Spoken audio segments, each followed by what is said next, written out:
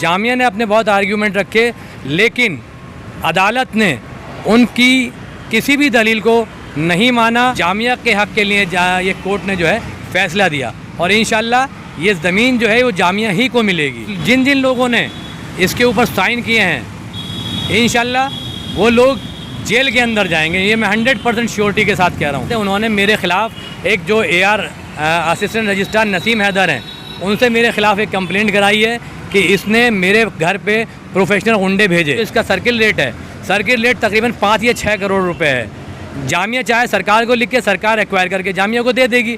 Vice chancellor साहिबा ये कि स्टेप क्यों नहीं उठा रही हैं? आखिर आपको इतनी क्या जल्दी है कि आपका 2.5 महीना बचा है और आप जल्दी जल्दी में NOC देना चाहती हैं? आप छोड़ दीजिए, जो नेक्स्ट वाइस चांसलर आएगा वो डिसीज़न लेगा इसके ऊपर। अगर संघ भी हमें इसमें सपोर्ट कर रहा है कि हम जामिया इस ज़मीन को ख़रीदे तो मैं उनका भी खैर मकदम करता हूँ। लगता है कि अल्लाह ताला ने मुझसे ये काम लेना चाहता है, तो मैं इसी वजह से फ्रंट पे आया, अपनी नौकरी को मैंने दाव पे लगाया है और अब इंशाल्लाह जहाँ तक हो सकेगा मैं आखिर तक इस ज़मीन को, मेरी कोशिश ये रहेगी कि जामिया इस ज़मीन को ख़रीदे। इस वक्त मैं हिंदुस्तान की बेहतरीन यूनिवर्सिटियों में से एक जामिया मिल्लिया इस्लामिया में हूँ। मेरे पीछे जामिया का एक खूबसूरत सा गेट आप देख रहे हैं, सेंट मैरी गेट। जब से जामिया मिल्लिया इस्लामिया में वाइस चांसलर के तौर पर नजमा अख्तर आई हैं, इसमें कोई दो राय नहीं कि तालीम के शोबे में बहुत बेहतर काम हुआ है। और जब भी कोई नई रैंकिंग आती है तो हम सब ने देखा है कि जामिया को बेहतरीन रैंकिंग मिली है। उनके आने के बाद यहाँ तालीम के शोबे में बहुत ज़्यादा काम हुआ है। इसकी मिसाल ये है कि आए दिन ख़बरों में आप सुनते होंगे कि जामिया मिल्लिया बहुत बेहतर कर रहा है, लेकिन उनके रहते हुए बहुत सारे विवाद भी हुए। ताज़ा विवाद ये है कि एक ज़मीन है जामिया की जिसके बारे में ये खबर आ रही है कि वो ज़मीन जामिया को लेनी चाहिए, मगर पता नहीं क्यों जामिया वो ज़मीन नहीं ले रही है और कोई प्राइवेट आदमी उस ज़मीन को ख़रीद लेगा, वहाँ पे वो बिल्डिंग बनाएगा। इसके बाद से लेके बहुत ज़्यादा लोग मायूस हैं।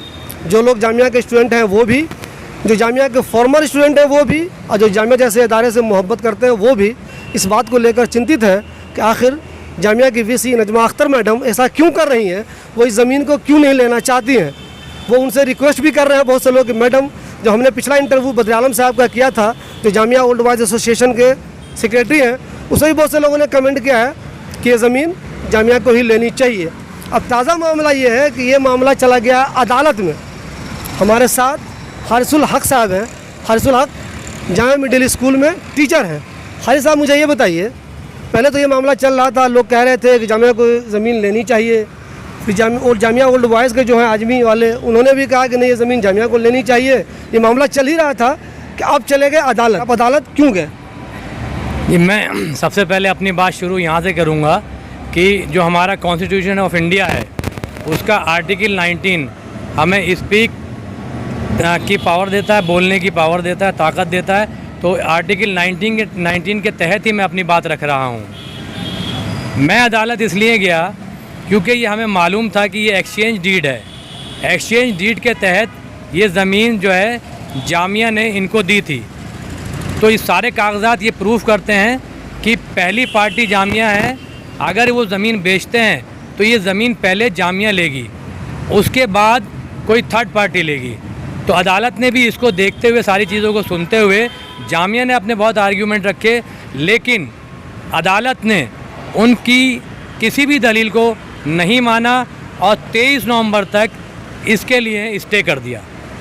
मुझे हारिस भाई एक सवाल ये बताइए, जामिया में सैकड़ों टीचर हैं, स्टूडेंट्स हैं, सबको अपनी अपनी नौकरी प्यारी है। सब आते हैं, नौकरी करते हैं, शाम में अपने घर लौट गए, बीवी बच्चों के साथ ऐश किया। आप ये टेंशन क्यों लिए हुए? हो सकता है आपकी नौकरी को ख़तरा हो सकता है आप पे किसी तरह का प्रेशर हो, तो आप इसमें क्यों इंटरेस्ट ले रहे हैं कि ये ज़मीन जामिया को ही लेनी चाहिए? देखिए, आप लोग जो हैं सब मेरे बारे में, इलाका जो है पूरा मेरे बारे में, जो जामिया में स्टाफ है, प्रोफेसर हैं, वो सब मुझे अच्छी तरीके से जानते हैं। मैं हमेशा हर चीज़, हर सही चीज़ के लिए खड़ा रहता हूँ और बोलता हूँ। यहाँ पे मेरा मसला ये है कि क्योंकि मैं जामिया का अलुमनी हूँ, पहली क्लास से मैंने यहाँ पे तालीम हासिल की है। एज ए स्पोर्ट्स पर्सन मैंने कम से कम 7-8 बार यूनिवर्सिटी को रिप्रेजेंट किया है हॉकी फील्ड के अंदर, और मैं यहाँ जॉब कर रहा हूँ। सबसे बड़ी चीज़ ये है कि ये ज़मीन अगर जामिया को नहीं मिली तो बहुत बड़ा जामिया का नुकसान होगा। ये वो वाली ज़मीन है, आप सब लोगों को बता दूं मैं आपके ज़रिए कि जो सलमान खुर्शीद साहब हैं, जस्ट उनके अपोजिट वाली ज़मीन जो है, ये वो वाली ज़मीन का मसला है। तो इस ज़मीन पे 850 गज़ ज़मीन कोई कम ज़मीन नहीं होती है। इसके ऊपर आप कोई भी अपनी फैकल्टी बना सकते हैं। अगर फैकल्टी नहीं बनाना चाहें तो आज की डेट में हमारे पास हॉस्टल की बहुत कमी है, ख़ासतौर से गर्ल्स हॉस्टल की बहुत कमी है। तो वो गर्ल्स हॉस्टल से भी कनेक्टेड है। आप पीछे से अपनी बाउंड्री तोड़ दीजिए, पीछे से गर्ल्स हॉस्टल से वो कनेक्ट हो जाएगी। तो हमारा मकसद ये है कि जो हमारी स्कूल की बच्चियाँ हैं, जो स्कूल में दूर दराज के इलाके से पढ़ने के लिए आती हैं, उनको कम कोटा दिया जाता है स्कूल मतलब हॉस्टल के लिए। तो आप एक अलग से क्या कहते हैं स्कूल हॉस्टल, वहाँ पे 850 गज़ ज़मीन पे आप बना सकते हैं, या कोई भी फैकल्टी जो है आप वहाँ पे बना सकते हैं। तो मेरा सिर्फ ये है कि मुझे जामिया से मोहब्बत है, मुझे जामिया से प्यार है। जिस तरीके से सोशल मीडिया पे आजकल हमारे हिंदुस्तान वाले मेरे सीनियर मेरे जूनियर बोलते रहते हैं लेकिन फ्रंट पे नहीं आते, इसी तरीके से जामिया के जो प्रोफेसर हैं, जो स्टाफ है, वो सही बात अपनी सामने रख कर के सामने नहीं रखना चाहता है।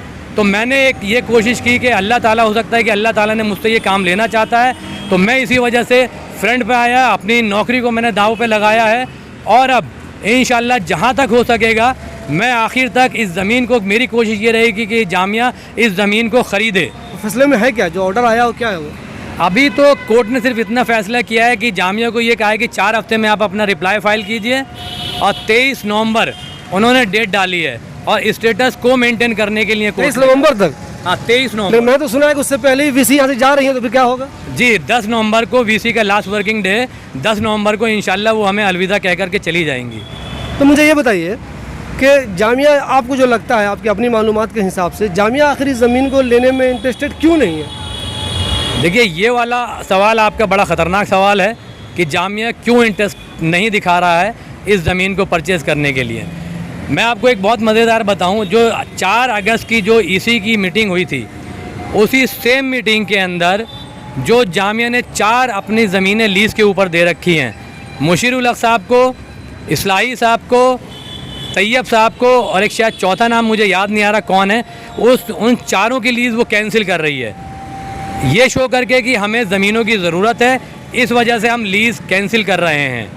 और दूसरे सेम मीटिंग के अंदर आप ये कह रहे हैं कि हमें ज़मीन की ज़रूरत नहीं है, हम एनओसी देना चाह रहे हैं। आप ये बहुत समझदार हैं कि ये ज़मीन जो है, यहाँ पे जितने बिल्डर्स हैं, ये बाहर भी यूएई अरब में भी बैठे हुए हैं, यूएसए में भी हमारे अलुमनाई बैठे हुए हैं, हर पूरी दुनिया के हर कोने में बैठे हुए हैं, वो सब समझते हैं कि इसकी मार्केट वैल्यू क्या है। सिर्फ 17 करोड़ मार्केट वैल्यू नहीं है इसकी, इसके पीछे से जो हमें पता चला है, जो जामिया के अंदर चौराहों पे, गलियों में जो एक बातचीत इस ज़मीन को लेकर के चल रही है, तो सिर्फ 17 करोड़ का मसला नहीं है। 17 करोड़ तो अब उन्होंने शो कर दिया तो वाइट का हो गया, लेकिन इसके पीछे जो ज़मीन का कारोबार करते हैं सब लोग अच्छे तरीके से जानते हैं कि ब्लैक कितना होगा इसके पीछे। वो जो जगह है सलमान खुर्शीद साहब को ठीक सामने वाली जी, वो कम से कम 5 लाख रुपए गज़ होनी चाहिए। वो सब जानता है, कॉमन आदमी जो यहाँ जानता है, उससे कम का रेट नहीं होना चाहिए। वो तो वैसे ही कम से कम हो गया 40 करोड़ रुपए की ज़मीन हो गई, फिर 17 करोड़ क्यों कहा जा रहा है बीच में? जिनकी ज़मीन है, जो उन्होंने कहा है कि हम में 17 करोड़ की हमारी डील हो गई है, जामिया 17 करोड़ दे दे और हमसे ले ले, या फिर हमें एनओसी दे दे कि हम जो है थर्ड पार्टी को बेच सकें। तो इस वजह से मैं नहीं समझता कि जामिया के पास पैसे की कमी है। अगर जामिया के पास पैसे की कमी है तो क्यों नहीं जामिया ने गवर्नमेंट ऑफ इंडिया को लिखा कि साहब हमारे पास ये चीज़ आई है, ये प्रपोज़ल आया हुआ है, ये ज़मीन बेच रहे हैं, ऑलरेडी हम इसमें से 400 गज़ ज़मीन 2002 में ख़रीद चुके हैं, हमें फिर ये ज़मीन 855 गज़ ज़मीन हमें फिर दोबारा चाहिए, तो हमें इसके लिए पैसा दिया जाए। लेकिन हमारी वाइस चांसलर साहिबा ने गवर्नमेंट ऑफ इंडिया को नहीं लिखा कि हम ये ज़मीन ख़रीदना चाहते हैं, हमें ज़रूरत है और हमें पैसा दिया जाए। डायरेक्ट ईसी के अंदर पुटअप करके, और जो यहाँ के हमारे लोकल मेंबर्स हैं ईसी के, उसमें आपका प्रोफेसर इब्राहिम है, प्रोफेसर इकबाल है, जो कि इलीगल अपॉइंटमेंट है प्रोफेसर इकबाल का, जो 1988 का जो हमारा एक्ट है उसका वायलेशन करते हुए मैडम ने उनको डीन बनाया है। वो डीन नहीं हो सकते। तो हाँ, ये कैसे इल्ज़ाम लगा रहे हैं कि वहाँ इलीगल है? कोई सबूत है आपके पास? क्या चीज़ इलीगल है? तो उनका अपॉइंटमेंट जो है वो इलीगल है? बिल्कुल इलीगल है। हमारा जो एक्ट है वो ये कहता है कि ईच फैकल्टी, हर फैकल्टी के अंदर डीन होगा, प्रोफेसर के अमंग्स दी प्रोफेसर, और सीनियर मोस्ट प्रोफेसर जो होगा वो डीन रहेगा बाई रोटेशन। उसमें बाई रोटेशन, तो जो इकबाल साहब हैं ये इससे पहले भी क्या कहते हैं डीन थे, तो अब उनका नंबर कट गया। रोटेशन में जो नेक्स्ट प्रोफेसर होगा, हाँ रिपीटेशन नहीं होना चाहिए, नेक्स्ट रोटेशन में जो नेक्स्ट प्रोफेसर होगा वो क्या कहते होगा। मैडम ने सिर्फ इसी वजह से इनको अपॉइंट करवाया है या मेंबरशिप दी है, अभी वो भी चैलेंज होगी। लेकिन ये दिलचस्प बात इसमें ये है हारिस भाई, आमतौर पे मैडम पे इल्ज़ाम लगाते हैं लोग, मैं नहीं कह रहा हूँ ऐसा है कुछ, मैडम पे लोग इल्ज़ाम लगाते हैं कि मैडम आरएसएस के करीब है, मैडम बीजेपी की हैं, मैडम जो है वो मुस्लिम राष्ट्रीय मंच से भी करीब है। लेकिन इस वाले मामले में तो मैंने देखा है कि जो अखिल भारतीय विद्यार्थी परिषद के लोग हैं वो भी जो जामिया ने फैसला किया है ज़मीन नहीं लेने का उसके ख़िलाफ़ है। वो लोग अखिल भारतीय विद्यार्थी परिषद के जो लोग हैं वो भी खिलाफ़ है। बिल्कुल बिल्कुल। तो आखिर ये मैडम जब जा रही हैं तो क्यों ऐसा कर रही हैं? ऐसा तो नहीं है कि वो कुछ करप्शन इसमें नहीं शामिल है, मुमकिन हो करप्शन नहीं हो, सुस्ती हो, काहली हो, कोई ऐसी चीज़ हो, या आपको लगता नहीं करप्शन है इसमें? देखिए, जहाँ तक आपने बताया वो वीडियो मैंने भी देखे, जो अखिल भारतीय विद्यार्थी परिषद जो बीजेपी की स्टूडेंट विंग है, उन्होंने इसके ऊपर बड़ा ज़बरदस्त अपोज किया। वो कह रहे हैं कि हम सिग्नेचर कैंपेन करा रहे हैं, 8 तो हम करा चुके हैं, अभी और हम कराएंगे, और ज़्यादा से ज़्यादा हम क्या कहते हैं एक मौका ऐसा आएगा कि हम प्रोटेस्ट करेंगे। तो मैं उनका खैर मकदम करता हूँ दिल से, क्योंकि मैं जामिया अलुमनी हूँ, जामिया के अंदर काम कर रहा हूँ। अब मुझे कौन इसके अंदर इसको हम मेरे साथ सॉलिडिटी दे रहा है, कौन हमारे साथ आ रहा है, जुड़ रहा है, मैं हर किसी का खैर मकदम करता हूँ जो भी इस मुहिम के साथ जुड़ेगा। हमारा सिर्फ़ और सिर्फ मकसद ये है कि ये ज़मीन जामिया को मिलनी चाहिए, जामिया इस ज़मीन को ख़रीदे, क्या चाहे वो अखिल भारतीय विद्यार्थी परिषद हो, चाहे वो NSUI हो, चाहे वो CYSS हो, चाहे वो AISF हो, चाहे वो आयसा हो, चाहे वो, मैं यहाँ तक कहना भी चाहूँगा, चाहे वो संघ ही क्यों ना हो। अगर संघ भी हमें इसमें सपोर्ट कर रहा है कि हम जामिया इस ज़मीन को ख़रीदे, तो मैं उनका भी खैर मकदम करता हूँ कि वो जामिया को लेनी चाहिए इस ज़मीन को। मेरा सिर्फ किसी से कोई मतलब नहीं है, जामिया को ये ज़मीन मिलनी चाहिए, सिर्फ मेरा ये मकसद है। अच्छा, एक चीज़ ये बताइए, जो मैंने आदमी वालों का इंटरव्यू किया था पति आलम साहब का, उन्होंने ये कहा था कि हम लोग अपनी तरफ से पैसा जमा करेंगे, लोगों से मिल के इकट्ठा करेंगे और जामिया को ये ज़मीन देंगे।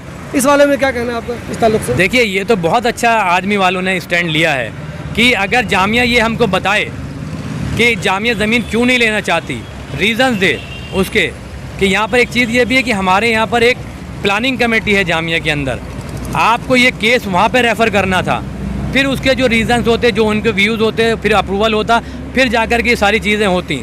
लेकिन हमारी शेखुल जामिया साहिबा ने इसको ज़रूरी नहीं समझा, क्योंकि अब वो जाने वाली है, 2.5 महीना सिर्फ उनका बचा है। तो अब आदमी वालों ने बहुत अच्छा स्टैंड लिया है। आपको फिर अगर आदमी वालों ने ये आपको ऑफ़र दी कि हम जमा करके देंगे आपको 17 करोड़ रुपये, तो मैडम को ये डील NOC देने के लिए रोक देना चाहिए था कि ठीक है, हम जो है हमारे पुराने अलुमनाई कह रहे हैं, क्योंकि मैडम हर बार अलुमनाई के पास भागती हैं पैसा इकट्ठा करने के लिए। तो अब जाहिर सी बात है, जब अलुमनाई हमारे कह रहे हैं कि हम इसको पैसा इकट्ठा करके देंगे, तो आपको इतनी क्या जल्दी है कि आपका 2.5 महीना बचा है और आप जल्दी जल्दी में NOC देना चाहती हैं। आप छोड़ दीजिए, जो नेक्स्ट वाइस चांसलर आएगा वो डिसीज़न लेगा इसके ऊपर।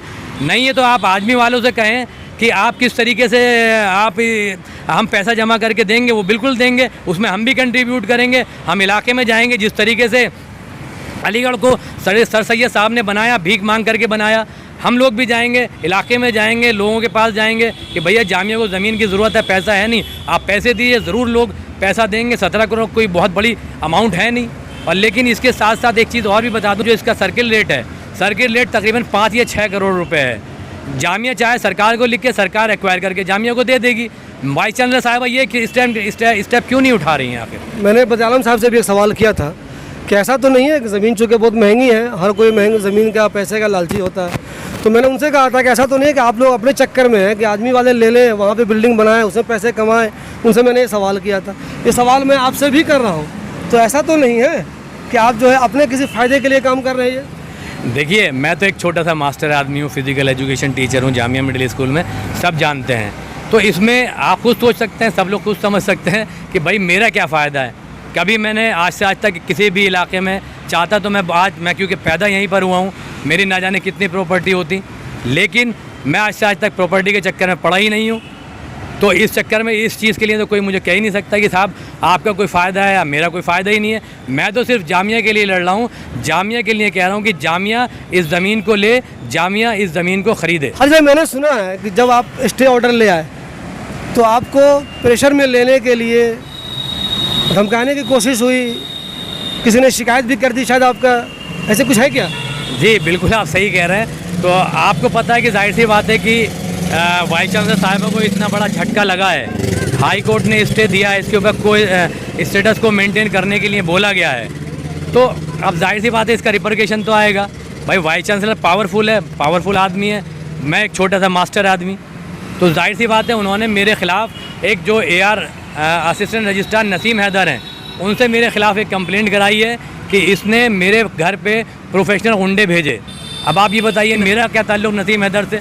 भाई नसीम हैदर असिस्टेंट रजिस्ट्रार, मैं छोटा सा स्कूल का मास्टर, वो इस्टेब्लिशमेंट देख रहे हैं, मुझसे क्या मतलब? ये तो जाहिर सी बात है कि मैडम ने फेक कंप्लेंट कराई है। ये भी तो हो सकता है कि जो VC मैडम है नजमा अख्तर, उनको ये सारा गेम पता ही ना हो, कोई और ये गेम कर रहा हो। नहीं, अब देखिए कहाँ क्या है, लेकिन मुझे उसके बारे में नहीं जानकारी, लेकिन मैं अपने बारे में बात कर सकता हूँ, क्योंकि मैं एक खुले दिल से खुले दिमाग लेकर के मैं कोर्ट में गया और कोर्ट ने मुझे रिलीफ दिया और जामिया के हक़ के लिए ये कोर्ट ने जो है फ़ैसला दिया और इंशाल्लाह ये ज़मीन जो है वो जामिया ही को मिलेगी।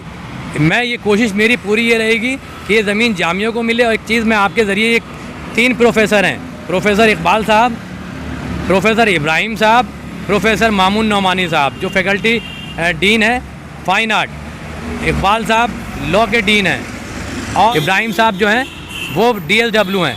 मैं उनको ये बता देना चाहता हूँ, इंशाल्लाह अगर कोर्ट में केस चला, ये करप्शन का केस है, खुला करप्शन का केस है, तो जिन लोगों ने इसके ऊपर साइन किए हैं इंशाल्लाह वो लोग जेल के अंदर जाएंगे। ये मैं 100% श्योरिटी के साथ कह रहा हूँ, क्योंकि मैंने लीगल एडवाइस बहुत अच्छे से ली हुई है, बहुत अच्छे से की हुई है। इवन जो Chetan Sharma attorney general of India है, उन्होंने भी क्या कहते हैं ये चीज़ क्लियर कर दी है, क्योंकि यहाँ जामिया से उनसे राय मांगी गई थी, जहाँ उन्होंने मना कर दिया कि भैया आप सारे कागज़ भेजिए तब दूंगा, और मैं आपको नहीं दूंगा, मैं एजुकेशन मिनिस्टर को दूंगा, मैं आपको राय नहीं देने का। तो उन्होंने भी ये क्लियर कर दिया है लेकिन जेल जाएंगे आप लोग। लेकिन ये लोग भी तो समझदार होंगे, एजुकेटेड लोग हैं, इनको भी इतनी अकल होगी कि मैं कोई ऐसा काम ना करूँ जो जेल चला जाऊँ या करप्शन में फंस जाऊँ। इनको भी तो इतनी समझ होगी ना, आखिर क्यों कर रहे होंगे ये लोग। देखिए मामून साहब जो हैं वो बेचारे बहुत शरीफ आदमी हैं, उन्हें कुछ नहीं मालूम, इब्राहिम साहब को कुछ नहीं मालूम, लेकिन जो लॉ के प्रोफेसर हैं उन्हें सारी चीज़ें मालूम है, वो स्टेट ऑफिसर भी हैं, उन्होंने क्या कहते हैं इस पेपर के अंदर मैनिपुलेशन भी किया हुआ है। वो सारी चीज़ें जब पेपर सामने आएगा, जब कोर्ट मंगाएगी तो ये सारी चीज़ें सामने आएंगी और इंशाल्लाह जो इस पर साइन कर रहा है वो जेल जाएगा। अच्छा हाजी साहब, मुझे ये बताइए अगला कदम आप लोगों का क्या होगा? क्या आप आदमी वालों से कांटेक्ट में हैं, या जो मौजूदा स्टूडेंट है यहाँ वो, या जो ओल्ड बॉयज़ हैं, जो और लोग हैं, उनसे क्या कांटेक्ट है, क्या प्लानिंग आप लोग कर रहे हैं ज़मीन के ताल्लुक से कि जामिया को ही लेना चाहिए? इसके लिए कोई प्रेशर ग्रुप बनाने का प्लान हो या कोई और तरीका सोच रहे होंगे आप लोग? देखिए प्रेशर ग्रुप नहीं है, मैं तो देखिए इंडिविजुअली गया हूँ, मैं तो अकेला गया हूँ। हाँ, मुझे सबकी सॉलिडारिटी मिल रही है, मुझे आदमी वालों की भी मिल रही है, दुबई में जो हमारे अलुमनी बैठे हैं उनके भी है, US में, कनाडा में, हर जगह जो बैठे हुए हैं दुनिया भर में, उनकी सॉलिडारिटी, उनके पास बार बार फ़ोन मेरे पास आ रहे हैं। जितने जामिया के प्रोफेसर हैं जो खुल के सामने नहीं आ रहे, वो कहीं ना कहीं बेचारे डरे हुए हैं, लेकिन उनकी भी सॉलिडारिटी मेरे पास आ रही है। स्टूडेंट जहाँ तक ताल्लुक़ है वो भी बार बार मेरे पास आ रहे हैं कि सर आप ये बताइए कि कब हमें इकट्ठा होना है, कब हमें प्रोटेस्ट करना है। मैंने अभी प्रोटेस्ट का मामला नहीं है, जब प्रोटेस्ट का मामला होगा तो इंशाल्लाह आप लोगों को बताया जाएगा और जामिया के हक़ के लिए, जामिया के बेहतरी के लिए, जामिया के मुस्तकबिल के लिए आप लोगों को आगे आना होगा और सारे के सारे लोग तैयार हैं जामिया के लिए आगे आने के लिए। हाजी साहब, बिल्कुल आखिरी सवाल मेरा, आप चूँकि जामिया में नौकरी कर रहे हैं तो क्या आपको डर नहीं लगता कि आप एक टीचर होते हुए आपने कुछ ज़्यादा हाई लेवल के लोगों से पंगा ले लिया है? देखिए कहीं ना कहीं तो दिमाग में ये चीज़ थी कि मैं एक छोटा सा मास्टर आदमी हूँ और वाइस चांसलर जो है बहुत पावरफुल आदमी है, जब चाहे जिस वक्त चाहे मुझे उठा करके वो सस्पेंड कर सकते हैं। तो इन सब की ये सारी चीज़ें मेरे दिमाग में थी, एक फेयर था, लेकिन आप जानते हैं कि हिदायत देने वाला अल्लाह होता है। तो कई बार मैंने इस पर सोचा, अल्लाह से रब्ता कायम किया, तो बहुत ये फ़ैसला निकल के आया कि ठीक है आप जो है आगे बढ़िए, अल्लाह का नाम लीजिए और आप आगे बढ़िए और जामिया के हक़ के लिए मैं आगे बढ़ा अल्लाह का नाम लेकर के। तो ये थे हारिसुल हक साहब। इससे पहले हमने आपको आजमी के सेक्रेटरी बदर आलम का भी इंटरव्यू दिखाया था, आज हमने हारिसुल हक साहब का इंटरव्यू दिखाया है। आने वाले दिनों में ये देखना बहुत दिलचस्प होगा कि आखिर इस ज़मीन का होता क्या है। कोई प्राइवेट बंदा ये ज़मीन ख़रीद कर अपनी बिल्डिंग बनाता है या फिर जामिया वो ज़मीन हासिल करने में कामयाब हो जाती है।